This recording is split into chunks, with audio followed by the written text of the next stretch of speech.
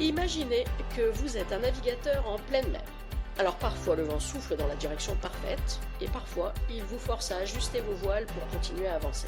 Eh bien c'est exactement ce que vivent nos enfants lorsqu'ils apprennent à gérer la frustration. Apprendre à accepter le non et à faire face aux obstacles, c'est une compétence essentielle qui leur permet de naviguer dans la vie avec confiance et sérénité. Alors aujourd'hui, on plonge dans ce sujet fondamental. Pourquoi apprendre la frustration à nos enfants est l'un des plus beaux cadeaux qu'on puisse leur faire. Bienvenue sur Kinéline, l'émission de bien-être émotionnel pour toute la famille. Je suis Céline, kinésiologue, et ici je vous propose des réflexions, des moments de relaxation et des outils pour aborder les émotions, que vous soyez parents ou enfants. Alors ensemble, apprenons à mieux nous comprendre, à nous accepter et à avancer vers un mieux-être. Kinéline, votre bien-être émotionnel au cœur de chaque épisode.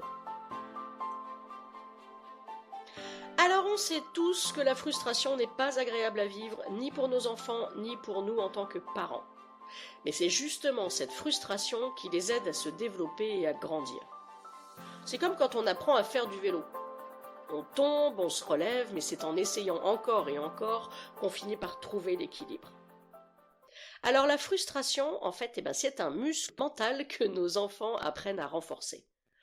Plus ils y sont confrontés tôt, et plus ils deviennent capables de la gérer avec calme et discernement. Ce processus les prépare à affronter les défis de la vie quotidienne, alors que ce soit perdre un jeu, attendre pour un tour de manège, ou alors être déçu quand on leur dit non.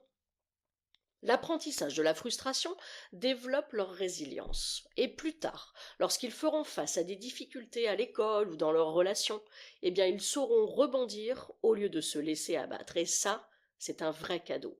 Cette capacité à savoir se relever et à persévérer face aux épreuves. Maintenant, parlons de notre envie presque instinctive de vouloir répondre à tous les besoins de nos enfants, de les satisfaire à tout prix. En tant que parents, on veut naturellement voir nos enfants heureux. Ben oui, et les protéger de toute forme de déception. On veut à tout prix qu'ils soient heureux là tout de suite, qu'ils ne soient ni en colère ni tristes, qu'ils soient dans le plaisir constant. Mais à trop vouloir répondre à leurs désirs dans l'instant, là, on peut leur enlever l'opportunité d'apprendre à gérer ces moments de manque ou de désir insatisfait. Et ce qu'on oublie, c'est que ces petites frustrations, ça leur permet de développer leur patience et leur capacité à apprécier pleinement ce qu'elles reçoivent ou ce qu'elles doivent faire. Il est important de se demander si le fait de toujours combler leurs désirs ne finit pas par leur enlever même la joie du cadeau, la joie d'attendre et de recevoir quelque chose d'exceptionnel. Quand un enfant reçoit trop de cadeaux, souvent il perd peu à peu cette sensation de bonheur intense là, liée à la surprise et à la nouveauté. Les choses deviennent banales, presque comme un dû. Et l'enfant, quand il reçoit un cadeau qui n'a jamais eu le temps de désirer, il joue avec 5 minutes puis le laisse de côté.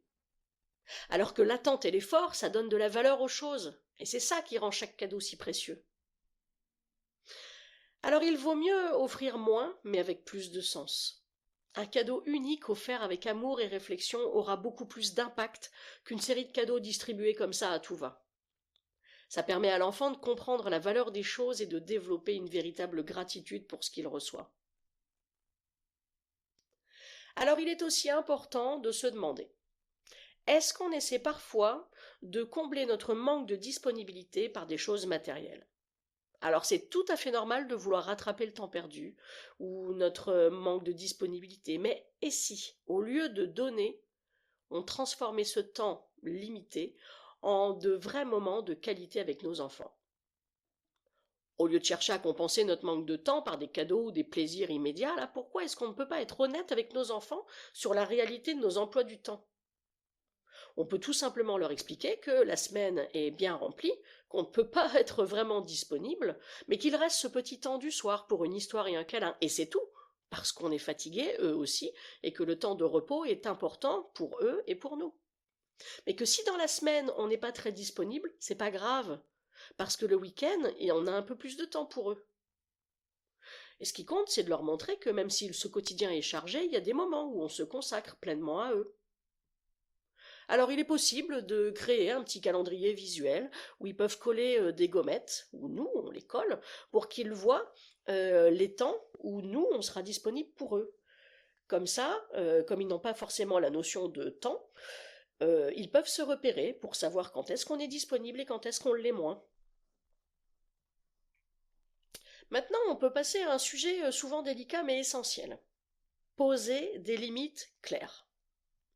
C'est l'un des plus beaux cadeaux qu'on peut offrir à nos enfants, car c'est ce cadre qui leur permet de se sentir en sécurité. Les limites, c'est un peu comme des balises sur le chemin de leur développement. Elles lui montrent jusqu'où il peut aller. Ça lui apprend à respecter les désirs des autres, les leurs. Ce cadre stable où les règles ne changent pas au gré des caprices, c'est ce qui leur donne confiance et c'est ce qui les rassure.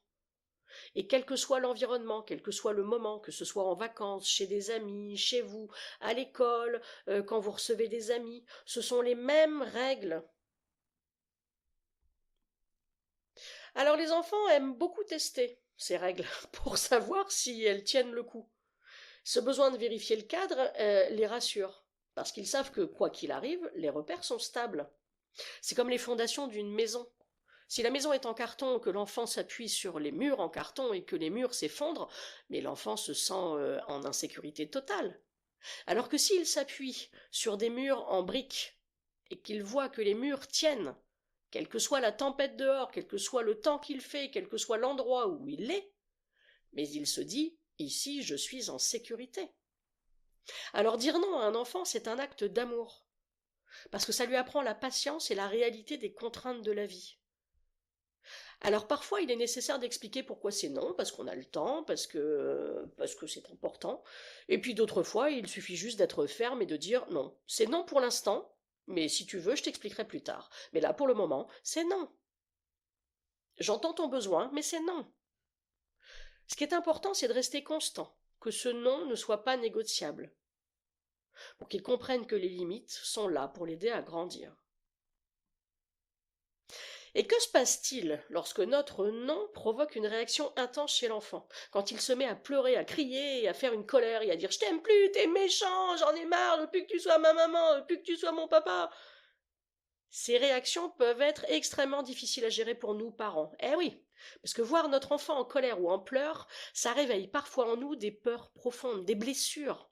Alors, peur qu'il nous aime plus, peur de créer un traumatisme, ou peur de répéter les erreurs de nos propres parents. Et c'est là qu'il est important de se poser la question. Qu'est-ce que les réactions de mon enfant réveillent chez moi? Pourquoi lui dire non est aussi compliqué pour moi? Pourquoi est-ce qu'il est difficile pour moi de poser des limites claires? Qu'est-ce que je veux réellement pour lui plus tard? Être parent, c'est un apprentissage permanent. C'est souvent épuisant, surtout après une longue journée de travail où il serait tellement plus facile de dire oui, juste pour éviter les crises. Oui, mais voilà, nous avons choisi d'être parents, et il nous faut être parents jusqu'au bout, même quand on n'en peut plus, et continuer à poser ce cadre, parce que notre rôle, c'est de l'aider à grandir. Et nous grandissons avec nos enfants. Tandis qu'ils apprennent à gérer la frustration et à accepter les limites, nous apprenons à être plus patients, nous apprenons à poser des limites claires, nous apprenons à rester constants dans nos décisions, et bien souvent, ils mettent en lumière des choses que nous avons à travailler sur nous. Alors dire non à un enfant, c'est aussi apprendre à dire non pour soi-même. C'est se donner le droit de fixer des limites dans d'autres aspects de sa vie. Apprendre à dire non, c'est important non seulement pour l'éducation de nos enfants, mais c'est aussi pour nous en tant qu'adultes. Ça veut dire qu'on est capable de poser des limites et de respecter nos propres besoins. Nos enfants, ils nous observent constamment, hein. Ils apprennent non seulement par ce qu'on leur dit, mais aussi et surtout par ce qu'on leur montre. Quand on fait face à une situation de frustration, on peut leur montrer comment on la gère avec calme, patience, et on utilise nos propres expériences comme des leçons en direct. On peut mettre le haut-parleur sur notre façon de gérer la frustration. Exemple, Ah, je voulais aller au ciné, mais je m'aperçois que je peux pas y aller. Ah, ça m'énerve, je voulais voir ce film, il passe plus. Bon, bah c'est pas grave, je vais attendre qu'il sorte à la télé, ou alors s'il le faut, je le louerai plus tard quand il sortira. Bon, bah à la place, peut-être que je peux aller me balader ou lire un bon bouquin. Bon, bah c'est pas grave, j'avais qu'à m'y prendre plus tôt. Voilà, des petits exemples tout simples. Mais si vous mettez le haut-parleur sur comment vous gérez la frustration, quelles que soient les situations de la vie quotidienne, en fait, ils vous écoutent, ils regardent comment vous faites et ils vont reproduire ce comportement-là. L'apprentissage de la frustration à la maison, il doit aussi être cohérent avec ce que les enfants vivent à l'école. Cette cohérence leur permet de mieux gérer leurs émotions et d'être plus heureux. Un enfant qui comprend et qui accepte les limites de la maison, bah, il est mieux préparé à faire face aux règles et aux attentes de l'école. Et la cohérence entre ces deux environnements, ça lui offre un sentiment de sécurité et de stabilité.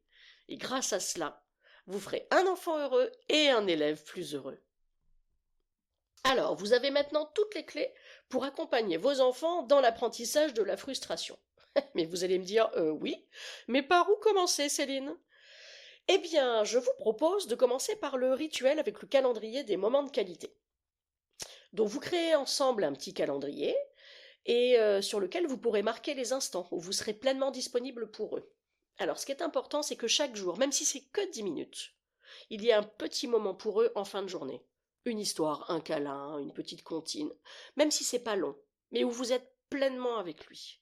Et ensuite, vous lui dites que vous êtes fatigué, lui aussi, et que vous irez vous reposer dans votre chambre et lui dans la leur. Ça fera l'objet d'un autre épisode.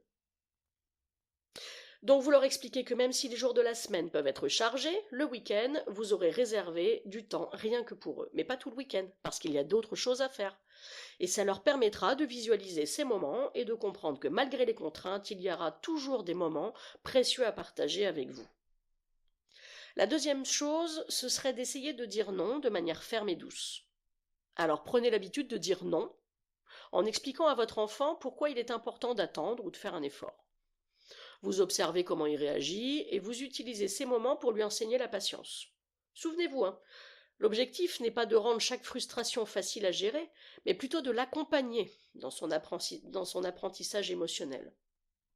Donc à chaque fois, vous nommez l'émotion, mais vous maintenez votre nom. Exemple, je vois que tu es en colère parce que, mais je continue de te dire non parce que.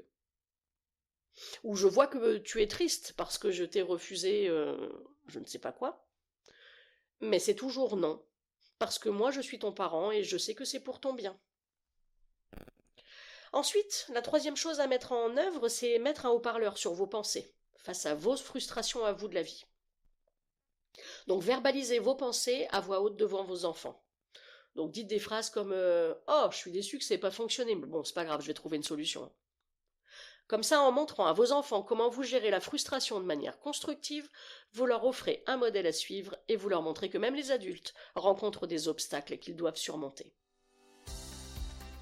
Alors apprendre la frustration à nos enfants, c'est leur donner un passeport pour une vie d'adulte plus sereine. C'est pas toujours facile pour nous parents, voire même difficile, mais c'est une étape nécessaire pour les aider à grandir et à devenir des adultes résilients et équilibrés. Alors engagez-vous dès aujourd'hui à transformer ces petites frustrations en grandes opportunités d'apprentissage. Merci d'avoir été avec moi aujourd'hui et n'oubliez pas, chaque moment de frustration est une chance pour votre enfant de grandir, de devenir plus fort et plus heureux. Et souvenez-vous que ce n'est pas ce que vous donnez à vos enfants qui compte le plus, mais le temps et l'amour que vous leur consacrez. Allez, on se retrouve très bientôt pour un prochain épisode où nous parlerons plus en détail de la valeur des cadeaux et de l'importance de cultiver la gratitude chez nos enfants. À très vite! Et pensez à vous abonner pour ne pas manquer les prochains épisodes et laisser un petit like ou un commentaire si ça vous a plu. Vous pouvez aussi me retrouver sur céline-kinésiologie.fr ou sur Facebook à Céline-kinésiologie. N'hésitez pas à partager cet épisode autour de vous. À bientôt!